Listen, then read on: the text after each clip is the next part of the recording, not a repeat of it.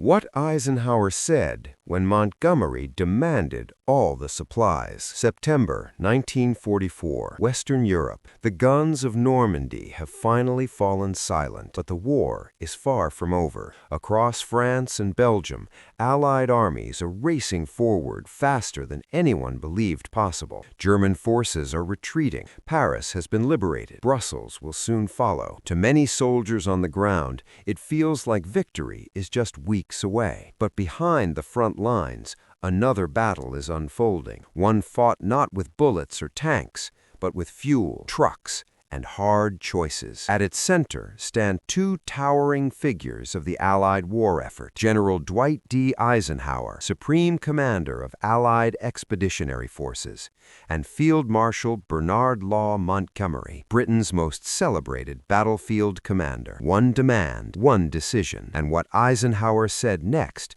would shape the course of the war in Europe. To understand this moment, we must go back to the aftermath of the Normandy breakout. In late July 1944, Operation Cobra shattered the German defenses in Normandy. American armored columns poured through the gap. By August, the German 7th Army was in full retreat. The Falaise pocket closed too late to destroy them entirely, but the damage was catastrophic. By early September, Allied forces had advanced more than 300 miles in just a few weeks. This was one of the fastest advances in modern military history, but speed came at a cost. Every shell fired, every tank moved, every aircraft sortie flown depended on one thing: supply, fuel, ammunition, food, spare parts, and all of it still had to come from the beaches of Normandy. The major ports, Antwerp, Rotterdam, Le Havre, were either damaged,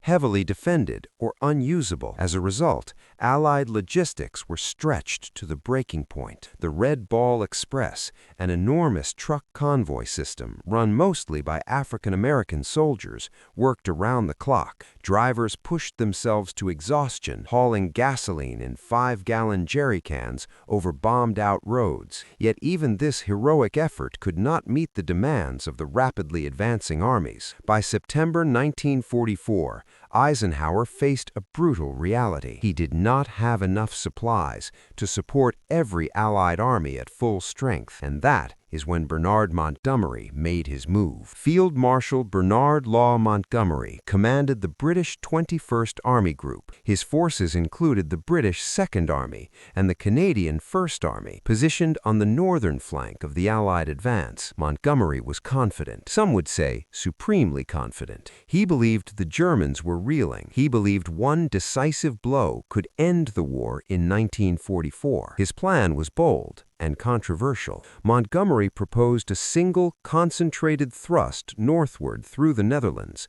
across the Rhine River, and into the heart of Germany's industrial Ruhr region. This was not to be a broad front advance, but a narrow, focused strike. Speed would be everything. The operation would become known as Operation Market Garden. Market would be the airborne component, 3 divisions of paratroopers seizing T bridges. Garden would be the ground defensive, a rapid armored drive led by Lieutenant General Brian Horrocks's British 30 Corps. Montgomery argued that if his army group received priority, if it received the bulk of available fuel, ammunition, and transport, the Allies could cross the Rhine, outflank the Siegfried Line, and end the war before Christmas. But this plan came at a price. To support Market Garden, other Allied forces, especially General Omar Bradley's 12th Army Group, would have to slow down. Patton's 3rd Army would be starved of fuel. American advances towards the Saar and Metz would be halted. Montgomery was in effect asking for everything. By early September 1944, he made his demand clear: all available supplies, all available fuel, priority over every other front. To Montgomery, this was simple logic: concentrate power,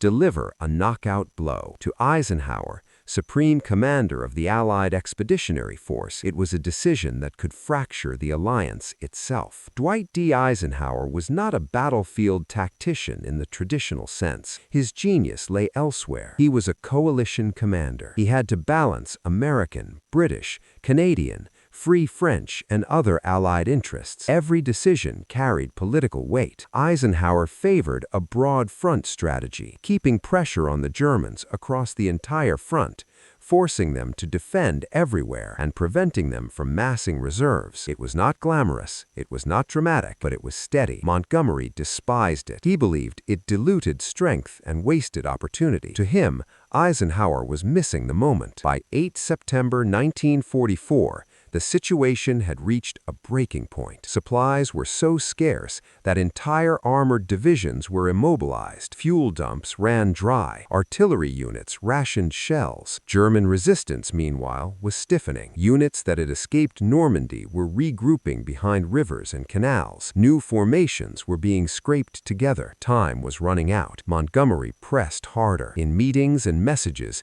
he insisted that only his plan offered decisive victory. Only his army group, fully supplied, could end the war swiftly. Behind closed doors, tensions rose. American commanders bristled at the idea of being sidelined. George C. Patton, never for one of subtlety, was furious. Yet the final decision rested with Eisenhower, and Eisenhower understood what was truly at stake. Not just a military plan, but the unity of the Allied command itself. The decisive moment came in mid-September 1944. Montgomery formally requested priority of supply for his thrust into the Netherlands. In practical terms, this meant diverting fuel and ammunition away from American armies. Eisenhower now faced an impossible situation. If he refused Montgomery, he risked alienating Britain's most celebrated general and straining relations with Prime Minister Winston Churchill. If he agreed, he risked stalling American advances and placing all Allied hopes on a single, narrow gamble. The Germans, though battered, were not defeated. Intelligence reports warned of panzer units refitting in the Netherlands. The terrain favored the defender. Narrow roads, dikes, canals, one blown bridge, one traffic jam, one delay, and the entire operation could collapse. Eisenhower weighed the cost. He thought of the men on the front lines, tank crews waiting for fuel, infantry digging in without artillery support. He thought of the Red Ball Express drivers pushing themselves beyond exhaustion. He thought of the alliance itself. Little did he know how costly this decision would become. Finally, Eisenhower made his choice. He approved Montgomery's plan.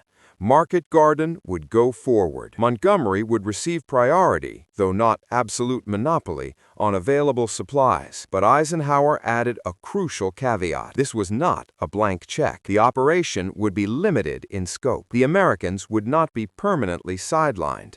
And if Market Garden failed, responsibility would be clear. Privately, Eisenhower was uneasy. He later admitted he felt the operation was a gamble, yet he believed unity mattered more than certainty. Better to risk defeat together than fracture the alliance. On 17 September 1944, Operation Market Garden began. Over 34,000 paratroopers dropped into the Netherlands. C-47 transport planes filled the skies. The largest airborne operation in history was underway. At first, it seemed to work. Bridges were seized. British armor pushed north along a single narrow highway, later known as Hell's Highway. But then reality set in. German resistance stiffened. SS Panzer divisions, previously dismissed as refitting, were very much present near Arnhem. Delays multiplied. By the time British airborne forces reached Arnhem's bridge, they were isolated, cut off, surrounded. For 9 days, they fought against overwhelming odds. Of the roughly 10,000 men of the British 1st Airborne Division, fewer than 2,500 would escape. Market Garden had failed. The failure of Market Garden marked a turning point, not in the way Montgomery had hoped, but in how Eisenhower would command the war from that moment on. The dream of ending the war in 1944 died on the banks of the Rhine. The Germans had survived, wounded but unbroken. Eisenhower now had proof of what he had long believed. There were no shortcuts. From this point forward, Eisenhower recommitted to the broad front strategy. Supplies were redistributed. American armies resumed their advance. Patton pushed toward Metz. Bradley regrouped. Montgomery, though still respected, no longer dominated Allied strategy as he once had. The winter of 1944 would bring new horrors. The Battle of the Bulge, bitter cold, desperate fighting. Yet the alliance held, and that, in Eisenhower's mind, justified the decision he had made. When asked later about Montgomery's demands, Eisenhower was blunt. He understood Montgomery's ambition, but he believed no single commander could be allowed to risk everything. Victory would come, not through one dramatic stroke, but through relentless pressure, grinding advance, and overwhelming material strength. And that is exactly what happened. By March 1945, Allied forces crossed the Rhine, not in one place, but many. Operation Plunder, supported by massive airborne landings and overwhelming firepower, succeeded where Market Garden had failed.